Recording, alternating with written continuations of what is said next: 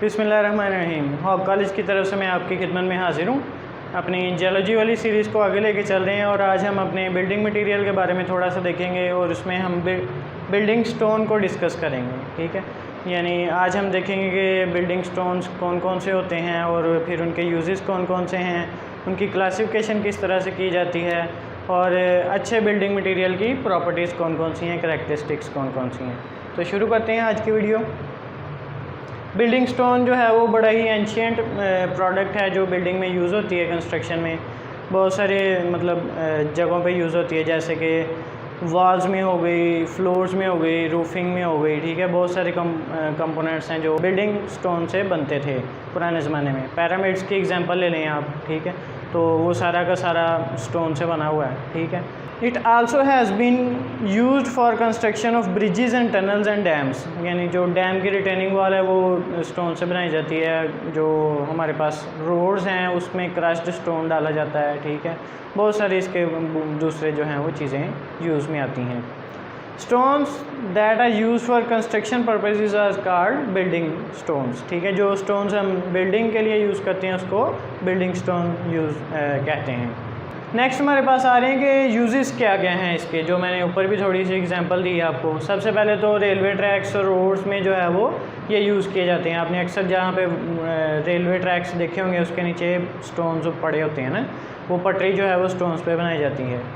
और रोड्स में नीचे जब बड़े पत्थर डाले जाते हैं उसके ऊपर फिर छोटे और फिर उसके ऊपर जो है वो तारकोल डाला जाता है। तो ये सारा इसमें यूज़ आ गया। नेक्स्ट हमारे पास क्रस्ट स्टोन यूज़ किया जाता है सैंड का जो है वो सब्स्टिट्यूट के तौर पे, यानी जहाँ पे सैंड अवेलेबल नहीं है वहाँ पे क्रस्ट स्टोन यूज़ किया जाता है। उसके बाद ब्लॉक्स के तौर पे ये बहुत सारी जगहों पे यूज़ किया जाता है, जैसे वॉल्स में, जैसे रिटेनिंग वॉल में, जैसे कॉलम्स में और बहुत सारी और जगहों पे। ठीक है, और स्लैब्स के तौर पे ये यूज़ किया जाता है फेस वॉल के लिए, यानी बहुत सारी बिल्डिंग्स जो हैं वो स्लैब यूज़ करती हैं मार्बल की या दूसरी स्टोन्स की, जो कि फेस उसकी वैल्यू बढ़ाता है और उसकी अट्रैक्शन बढ़ाता है। As a thin slab for roofing ये यूज़ किया जाता है, यानी स्टोन जो है। उसके बाद as time zone it is use for manufacture of lime, यानी लाइम स्टोन के तौर पे ये लाइम बनाने के लिए यूज़ होता है। उसके बाद ये सीमेंट बनाने के लिए यूज़ होता है और बहुत सारे केमिकल प्रोसेसेस में लाइमस्टोन जो है वो यूज़ होता है। इस तरह से ये इसके यूजेस थे। उसके बाद हम देखते हैं कि इसकी क्लासिफिकेशन क्या है। यहाँ पे स्लाइड में आपको शो हो रहा होगा कि 3 तरह से हम स्टोन्स को क्लासीफाई करते हैं। सबसे पहले जियोलॉजिकल क्लासिफिकेशन है इसकी, जिसमें हम उसके ओरिजिनेशन का प्रोसेस देखते हैं कि किस तरह से बने थे, उस लिहाज से इसको हम कर देते हैं क्लासीफाई। दूसरा हमारे पास फिज़िकल क्लासिफिकेशन है इसकी। तीसरे ही हमारे पास केमिकल क्लासिफिकेशन है। तो बारी बारी सबको हम देखते हैं। जियोलॉजिकल क्लासिफिकेशन हम बड़ी डिटेल में पढ़ आए हैं कि पहले इग्नियस रॉक्स होती हैं जो लावा के इरप्शन से बनती हैं, और उसके बाद फिर सेडिमेंट्री रॉक्स होती हैं जो वेदरिंग एंड इरोजन के प्रोसेस से रॉक्स वगैरह टूटती हैं और फिर उनकी लेयर्स बनती हैं, कंपैक्शन सीमेंटेशन होती है और फिर उसको सेडिमेंट्री रॉक्स बना देती हैं। तो ये आ जाते हैं इसमें। फिर थर्ड हमारे पास यहाँ पे आ रहा है मेटामॉर्फिक रॉक्स। मेटामॉर्फिक रॉक्स भी हम जानते हैं कि प्रेशर और हीट की वजह से जब रॉक्स चेंज हो जाती हैं तो उसको हम मेटामॉर्फिक रॉक्स कहते हैं। तो यहाँ पे उसकी एग्जांपल्स भी लिखी हुई हैं कि मेटामॉर्फिक रॉक्स हैं। ये हमने अलग-अलग से पूरी वीडियोस भी बनाई हुई हैं, आप डिटेल में वहाँ से भी देख सकते हैं। फ़िज़िकल क्लासिफिकेशन किस तरह से है? सबसे पहले हमारे पास जो फ़िज़िकल क्लासिफिकेशन में रॉक्स आती हैं उनको हम कहते हैं स्ट्रैटिफाइड रॉक्स। ठीक है, जो लेयर्स में आती हैं, जिनकी लेयर्स को अलग अलग हम देख सकते हैं या किसी भी टेस्ट से या आई से उसको फ़र्क कर सकते हैं कि ये लेयर्स में डेवलप की गई है। इसमें जो है वो ज़्यादातर सेडिमेंट्री रॉक्स आएंगी। ठीक है, उसके बाद अनस्ट्रैटिफाइड रॉक्स, ठीक है, जो लेयर्स में नहीं होती, जिनमें ज़्यादातर इग्नियस रॉक्स आती हैं। और उसके बाद हमारे पास आ जाता है जी केमिकल क्लासिफिकेशन। केमिकल क्लासिफिकेशन उसके चीफ मिनरल कॉन्स्टिट्यूएंट्स की बुनियाद पे की जाती है। ठीक है, कि उसमें कौन सा मिनरल सबसे ज़्यादा है। इसमें आर्जिलिशियस रॉक्स आती हैं जिसमें एलुमिना ज़्यादा होता है। ठीक है, और उसके बाद सिलिशियस रॉक्स आती हैं जिनमें सिलिका ज़्यादा आता है, और उसके एंड पे हमारे पास आता है कैलकेरियस रॉक्स जिनमें लाइम ज़्यादा होता है। ठीक है, तो इस तरह से इनकी ये फर्दर टाइप्स हैं, केमिकल क्लासिफिकेशन की गई है इसकी।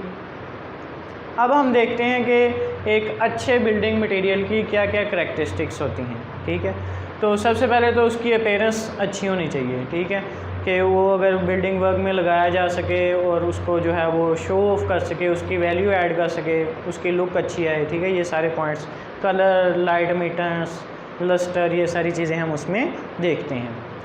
उसके बाद हमारे पास आता है जनरल स्ट्रक्चर, यानी वो इतना मतलब माठा ना हो, बुरा ना हो कि वो हम लगाएं और कुछ ही देर बाद वो टूट जाए। ठीक है, तो उसका जो टेक्सचर है वो अच्छा होना चाहिए, उसका जो ग्रेन्स हैं वो फाइन होने चाहिए। इस तरह की प्रॉपर्टीज़ हम उसमें देखते हैं। उसके बाद हार्डनेस आ जाता है। ठीक है, उसकी हार्डनेस ज़्यादा होनी चाहिए। ज़ाहिर सी बात है, हमने काफ़ी देर यूज़ करना है, बिल्डिंग में लगा रहे हैं, तो कम से कम 20 से 50 साल तो उसकी एज होनी चाहिए। ठीक है, उसके बाद स्ट्रेंथ आ जाती है। स्ट्रेंथ हम चेक करते हैं कन्वेक्शन मशीन से, तो कंप्रेसिव स्ट्रेंथ, तो ये सारा कुछ होना चाहिए उसका, मतलब अच्छी स्ट्रेंथ होनी चाहिए उसकी, टफनेस होनी चाहिए। ठीक है, ये सारी हम मिनरल्स में वैसे भी बात कर रहे थे, कलर और ये सारी, लेकिन यहाँ पे हम उसको डिटेल में देख रहे हैं। ये स्लाइड्स में आप देख सकते हैं। It is a measure of impact that a stone can with stand, यानी अगर उसके ऊपर यकदम कोई फोर्स लगाई जाए तो वो कितना उसके विद स्टैंड करता है, यानी वो उसको बर्दाश्त कर सकता है या नहीं बर्दाश्त कर सकता। ठीक है, तो इसको हम टफनेस बोलते हैं। ईज़ ऑफ वर्किंग, यानी हमारे पास ये बहुत अहम है कि हम ऐसा पत्थर चूज़ कर लें जिसको हम काट ना कर सकें, यानी उसकी ड्रेसिंग प्रॉपर ना कर सकें। स्टोन्स को काटना, उनकी ड्रेसिंग करना, यानी उनको शेप देना होता है। ठीक है, तो ये सारा ईज़ ऑफ वर्किंग में आता है। यानी अगर हमने कोई स्लैब बनानी है और वो स्लैब उस तरह से काट ही ना सके, जहाँ पे हमने फेस वर्क के लिए उसको यूज़ करना है, वो उस तरह का पीस बन ही ना सके, तो हमारे लिए वो स्टोन किसी काम का नहीं। तो ये उसकी करैक्टरिस्टिक्स थी।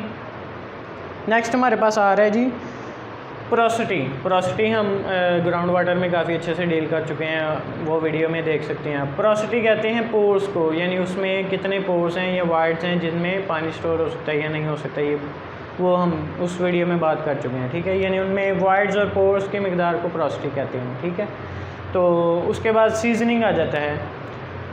All freshly cured rocks are some moisture known in them. ठीक है, उसमें जो है वो कुछ ना कुछ मॉइस्चर कंटेंट होते हैं जिसको क्वेरी सैप कहते हैं। ठीक है, तो उसको हम सीजनिंग के थ्रू जो है वो विदड्रॉ करते हैं, उससे निकालते हैं, यानी वो धूप में रखने से वो पानी उड़ जाता है, मॉइस्चर उड़ जाता है, जिसकी वजह से उसकी स्ट्रेंथ, उसकी पोरोसिटी और ये सारी चीज़ें जो है वो ठीक हो जाती हैं।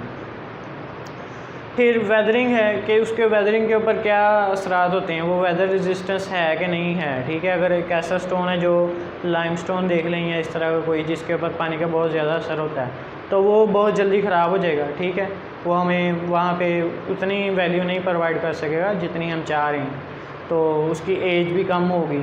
तो इसलिए हम ये प्रॉपर्टी जो है वो अपने जहन में रखते हैं। उसके बाद एंड पे आता है फायर रेजिस्टेंस। तो फायर रेजिस्टेंस भी होनी चाहिए, मतलब स्टोन है जो बहुत अच्छी फायर रेजिस्टेंस प्रोवाइड करता है, बाकी कोई भी मटेरियल इतनी अच्छी प्रोवाइड नहीं करता। तो जहाँ पे हमें फायर रेजिस्टेंस बिल्डिंग चाहिए होते हैं, वहाँ पे हम स्टोन को ज़्यादा यूज़ करते हैं, ये हमारे लिए ज़्यादा बेस्ट होता है। Thank you very much. आज के वीडियो में हमने स्टोन को देखा, उसकी प्रॉपर्टीज़, उसकी क्लासिफिकेशन और बिल्डिंग स्टोन कहते किसको हैं, ये सारी हमने आज वीडियो कंक्लूड की है। होप सो आपको वीडियो अच्छी लगी होगी। अगर नहीं अच्छी लगी, कोई पॉइंट मिस कर दिया, तो कमेंट्स में आप बता सकते हैं। अगर अच्छी लगी है तो वीडियो को लाइक करें, शेयर करें, ताकि दूसरों तक ये इन्फॉर्मेशन पहुंच सके। और कॉलेज चैनल को सब्सक्राइब करें। Thank you very much.